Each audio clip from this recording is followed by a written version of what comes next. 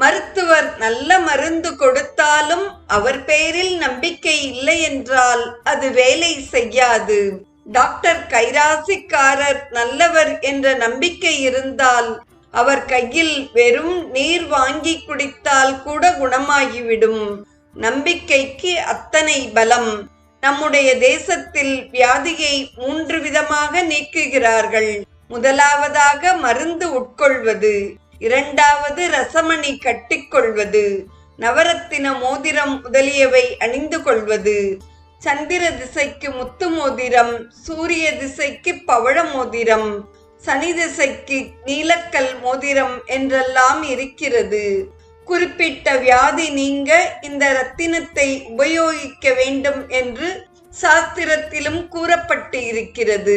மூன்றாவது மந்திரங்களை ஜபம் செய்வது.